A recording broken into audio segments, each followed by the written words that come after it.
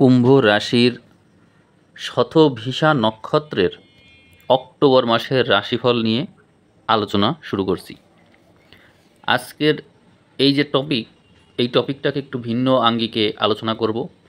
আলোচনায় যে সমস্ত বিষয় নিয়ে আলোচনা করা হবে তা আপনারা সামনে দেখতে পাচ্ছেন।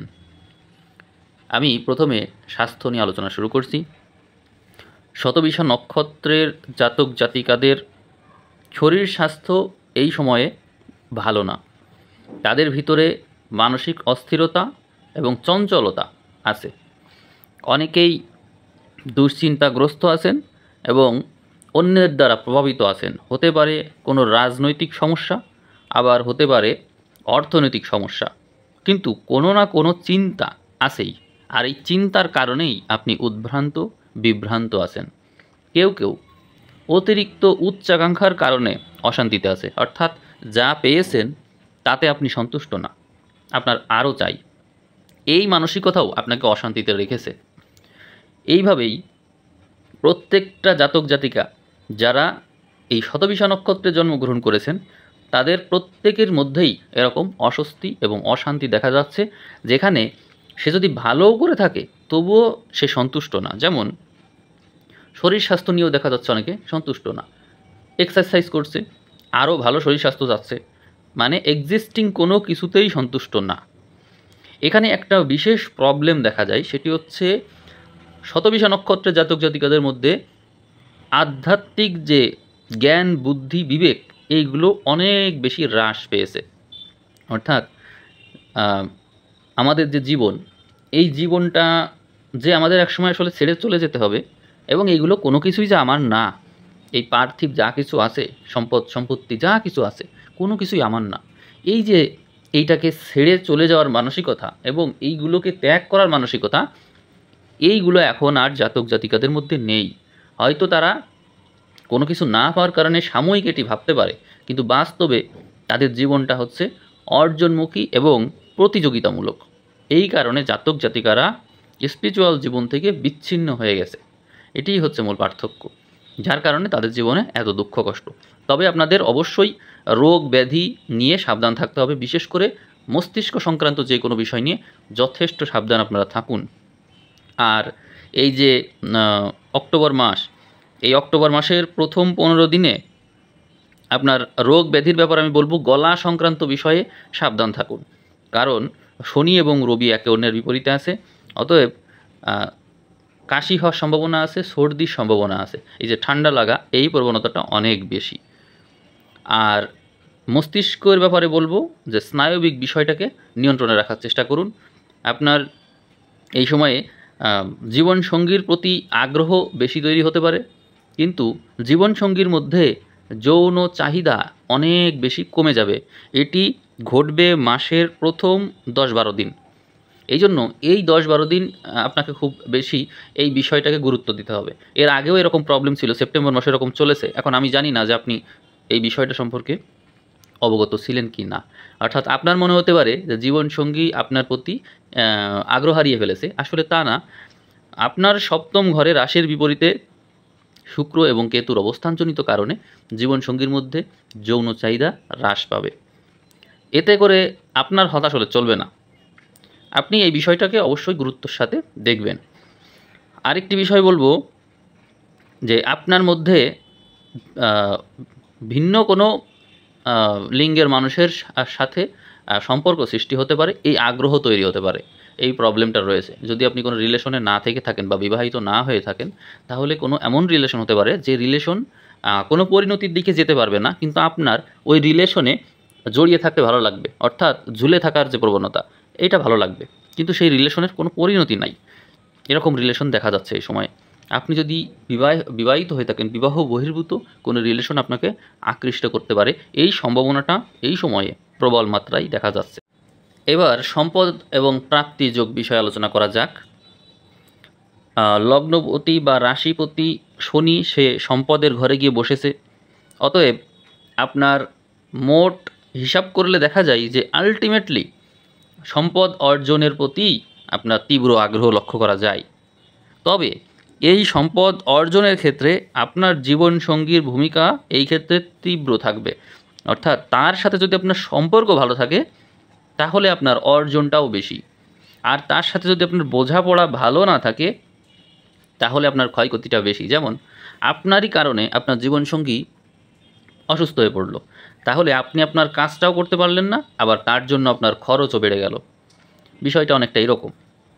আবার আপনি আপনার আইডিয়া বাস্তবায়ন করতে চাচ্ছেন, সেক্ষেত্রে আপনার জীবনসঙ্গীর অনুপ্রেরণা বা হেল্প বা কোনো নতুন ইন্সপাইরেশন, আইডিয়া, এগুলো আপনাকে সামনের দিকে যেতে আরও বেশি সহায়তা করলো।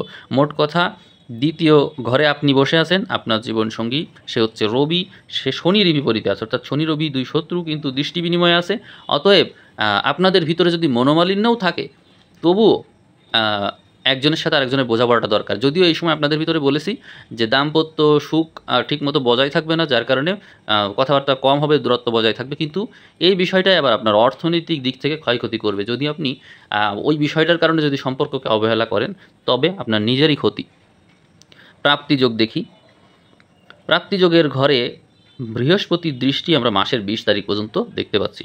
অতএব প্রাপ্তিযোগ অত্যন্ত শুভ আছে। তাহলে এখানে বোঝা গেল প্রাপ্তিযোগও শুভ, আবার সম্পদের যোগ সেটিও শুভ, কিন্তু কন্ডিশন ওইটাই যে জীবনসঙ্গীর সাথে সম্পর্ক বজায় রাখতে হবে ভালো। এবার প্রেম, বিবাহ এবং বিচ্ছেদ এই বিষয় নিয়ে আলোচনা করব।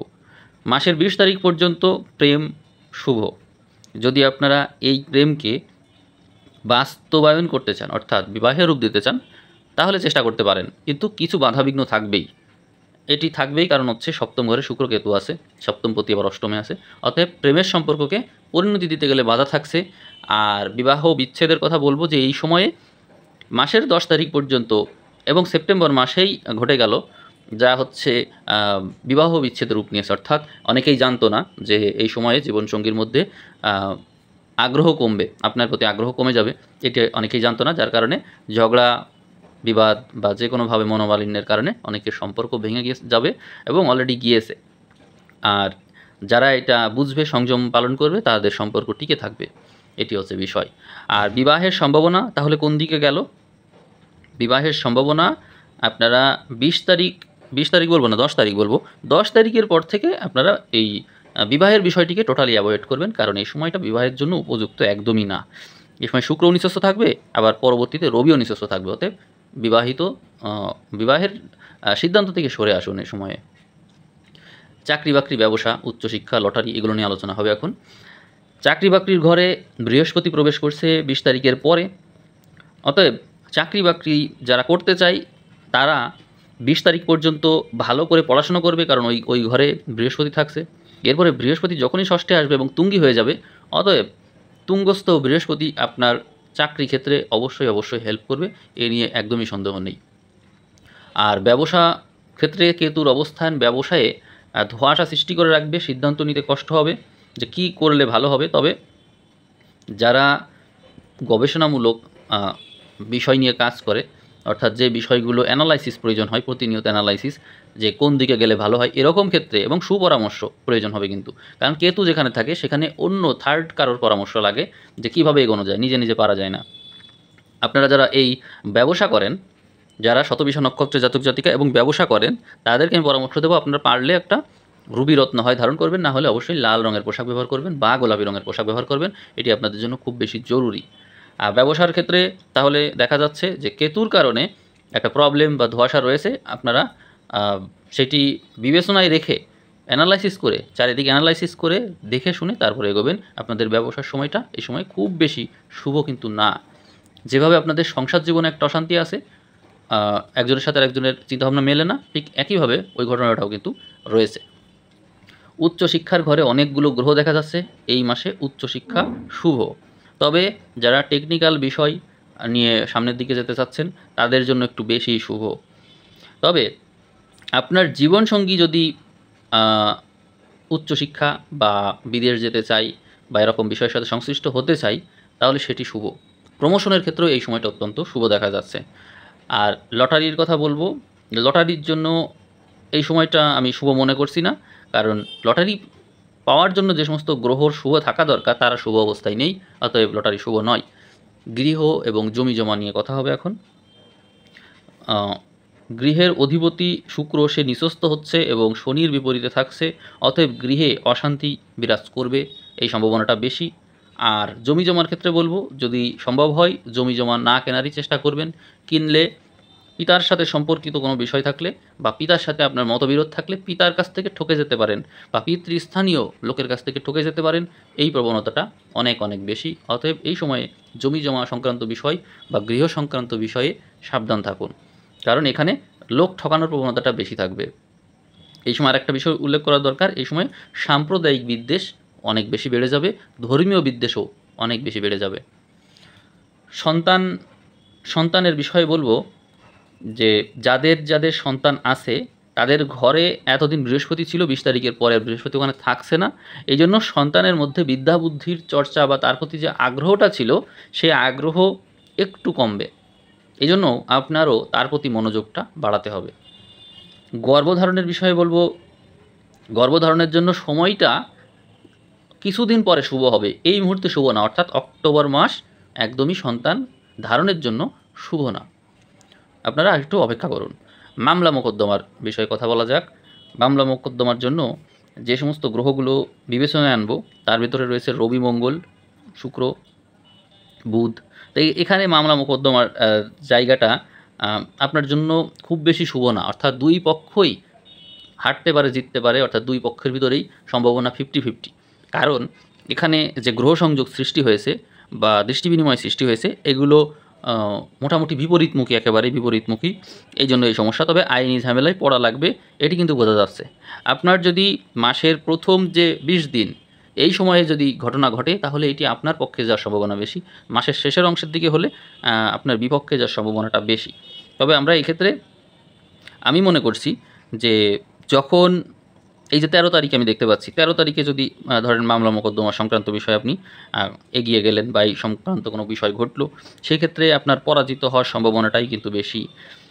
কারণ হচ্ছে এই মাসের শেষের দিকে যে ঘটনাগুলো ঘটছে, গ্রহ সংযোগ, এগুলো খুব বেশি শুভ না। একেবারে শেষের দিকে যদি যাই তাহলে আমরা দেখতে পাবো যে রবিও নিঃস্ত, শুক্রও নিঃস্ত, এরকম গ্রহ সংযোগ রয়েছে, যেটি আপনার হরস্কোপ সাপেক্ষে খুব বেশি শুভ না। এই জন্য মামলা মোকদ্দমায় আপনার হেরে যাওয়ার প্রবণতাটা বেশি আছে। এবার একেবারে যে শেষের দিন, অক্টোবরের শেষ দিন, এই দিনে মঙ্গল এবং বুধকে একত্রে দেখা যাচ্ছে, এই সংযোগটা আপনার দশম ঘরে ঘটছে, যেটি শুভ হওয়ার কথা, কিন্তু কেবলমাত্র রবি এবং শুক্র উভয় গ্রহকেই নিঃস্ত দেখার কারণে আপনার এই ফাড়া বা হচ্ছে মামলা মোকদ্দমা বা বিপদাবোধ এগুলোর প্রবণতা কিন্তু বেশি। এই মাসে আপনার বিপদাবোধও কিন্তু বিভিন্ন ক্ষেত্র থেকে আসবে এবং সর্বক্ষেত্রে আপনাকে সাবধান থেকে এগিয়ে যেতে হবে, যেহেতু আপনার রাহুর নক্ষত্র জন্ম নক্ষত্র, অতএব টেকনিক্যাল বুদ্ধি আপনার বেশি, আপনি অনেক সেন্সিটিভ, সব দিক খেয়াল রাখেন, তো সেটা খেয়াল রেখেই সামনের দিকে এগিয়ে যাবেন বলে আমি আশা করব। আবহাওয়া পরিস্থিতি নিয়ে কথা বলা যাক। শনি এবং শুক্র একে অন্যের বিপরীতে থাকলে মানুষের কফের সমস্যা, বুকের সমস্যা, যৌন সংক্রান্ত সমস্যা এগুলো তীব্র হতে দেখা যায়। অতএব এই সমস্যাগুলো আপনাদের থাকবে। তাহলে সামনে রবি এবং শনি একে অন্যের যে বিপরীতে থাকছে, অর্থাৎ মাসের অক্টোবর মাসের 15 তারিখ পর্যন্ত যদি আমরা ধরি, এই সময়ে ঠান্ডা পড়ছে এবং ঠান্ডার কারণে অনেকের নানা রকমের রোগব্যাধি হবে। ঋতু পরিবর্তন হলে যে রোগব্যাধিগুলো হয় সেইগুলোর তীব্রতা বাড়বে এবং শনি এবং শুক্র একে অন্যের বিপরীতে অবস্থানজনিত কারণে আমরা 10 তারিখের পর থেকে সাম্প্রদায়িক যে বিদ্বেষ সেগুলো দেখতে পাবো এবং নানা রকমের যে প্রাকৃতিক যে দুর্যোগ সেইটা ঘটার চান্স কিন্তু রয়েছে, বিশেষ করে শনি এবং শুক্র একে অন্যের বিপরীতে থাকার কারণে। এটা প্রাকৃতিক দুর্যোগ কেমন বলি, যেমন অনেকে নৈতিকতার পতন ঘটা, নৈতিকতার অবক্ষয়, কারণ শুক্র নিঃস্ত হয়ে শনির বিপরীতে যাওয়া এটা বিপজ্জনক। কারণ শুক্র হচ্ছে প্রাচুর্যের কারক। একজন মানুষ হঠাৎ করেই তার নৈতিক স্খলন ঘটিয়ে ফেলল বা পরিবেশ পরিস্থিতির চাপে পড়ে বা হচ্ছে ঘটনাক্রমে তার ভিতরে এরকম ঘটে গেল, অর্থাৎ যে ব্যক্তি যেটা করতে পারে না বলে আমরা ধারণা করেছিলাম সেটিই ঘটে গেল। এখানে একটা কারণ আছে, কারণ হচ্ছে শুক্র প্রধান মানুষ যারা আছে এই মানুষগুলো কিন্তু খুব বেশি নিজেদেরকে বাঁচিয়ে চলতে জানে, তাদেরকে বোঝাই যায় না, চেহারা দেখে বোঝাই যায় না যে এদের ভিতরে এইগুলো আছে। অনেক শুক্র প্রধান মানুষ আছে যারা খুব বেশি রুচিবোধ সম্পন্ন এমন দেখায়, কিন্তু তাদের ভিতরেও দেখা যায় যে এমন এমন বৈশিষ্ট্য আছে যেগুলো কখনোই তারা প্রকাশ করে না। কিন্তু এর বিপরীতে তো শনি আছে, এই শুক্রের বিপরীতে এই সময় শনি আছে। কিন্তু প্রবলেম হচ্ছে শনিও পারতো না যদি শুক্র নিঃস্বস্ত না হতো। শনি নিঃস্বস্ত, শুক্র নিঃস্বস্ত হয়ে যাচ্ছে এবং বিপরীতে শনি আছে, এবং ওই শনি আবার বৃহস্পতির নক্ষত্রে। অতএব শনির এই দৃষ্টি থেকে শুক্রর বাছা সম্ভব নয়। এই কারণে শুক্র প্রধান জাতক জাতিকারা যে অন্যায়গুলো করে, যে অপরাধগুলো করে, সেগুলো তারা ঢেকে ফেলতে জানে তার বুদ্ধির কারণে, তার কৌশলের কারণে, যেটি এই সময় সম্ভব হচ্ছে না। তাই আমরা 10 তারিখ থেকে মাসের শেষ পর্যন্ত শুক্রপ্রধান জাতক জাতিকাদেরকে খুব সাবধান করব, তারা যেন সাবধান থাকে। আশা করি আপনি বুঝতে পেরেছেন। অর্থাৎ শুক্রপ্রধান কীভাবে আপনি বুঝবেন, ধরেন আপনার শতবিষা নক্ষত্রে জন্ম, আপনার জন্ম সময়ে শুক্র এমন কোনো পজিশনে ছিল, যেমন হচ্ছে বৃষতে ছিল, বা হচ্ছে কন্যাতে ছিল এবং সংযোগ সৃষ্টি করে রেখেছিল, অথবা তুলাতে ছিল, এমন কোনো সংযোগ, অথবা আপনার জন্ম হয়েছে 6, 15 বা 24 তারিখ এরকম সময়ে। আবার এমন হতে পারে যে আপনার, আমি তো আলোচনা করছি চন্দ্র নিয়ে, আপনার লগ্ন থেকে এমন অবস্থান তৈরি হয়েছে যেখানে শুক্র রাজযোগকারী গ্রহ এবং শুক্র অবস্থানে আছে। আবার এমন হতে পারে যে আপনার রবি শুক্রের ঘরে আছে, অর্থাৎ বৃষতে বা তুলাতে, অথবা শুক্রকে গুরুত্বপূর্ণ গ্রহ হিসেবে সৃষ্টি করা হয়েছে, যেমন হচ্ছে সুদর্শন চক্র সাপেক্ষে শুক্র একটা গুরুত্বপূর্ণ অবস্থানে আছে। এরকম যদি ঘটনা ঘটে তাহলে আপনি শুক্রের জাতক জাতিকা হিসেবে গুরুত্বপূর্ণ হিসেবে ভূমিকা পালন করছেন। তাহলে আপনাকে এই মাসে অবশ্যই সাবধান থাকতে হবে যে আপনার চরিত্রের বিভিন্ন দিক আপনারই ভুলের কারণে প্রকাশ পেয়ে যেতে পারে। এইটাকে একটা ট্র্যাপ মনে করতে পারেন আপনি। তাহলে শতবিষা নক্ষত্রের জাতক জাতিকারা এই মাসে এই বিষয় নিয়ে একটু সাবধান থাকবেন। আমি আলোচনা শেষ করব। শেষ করার আগে বলব যে এই চ্যানেল থেকে আমার লেখা জ্ঞানবাণী বইটি প্রকাশিত হয়েছে। আপনারা যারা নিজের জীবনকে বদলাতে চান, নিজের চিন্তাভাবনাকে বদলাতে চান, যাদের আয়ুকে বৃদ্ধি করতে চান, আয়ুকে বৃদ্ধি করতে হলে আপনার যে চিন্তাধারা আছে সেটিকে অবশ্যই বদলাতে হবে। চিন্তাধারা, মন মানসিকতা না বদলালে কখনো আয়ু বদলানো যায় না। এই জন্য জ্ঞানবাণী বইটা আপনাদের জন্য একটা গুরুত্বপূর্ণ ভূমিকা পালন করতে পারে। আমি চ্যানেলের পক্ষ থেকে এই বইটা অতি স্বল্প মূল্যে সাজেস্ট করছি। বইটির মূল্য 300 টাকা। আপনারা চেষ্টা করবেন সেটা সংগ্রহ করার জন্য। সবাই ভালো থাকবেন। ধন্যবাদ।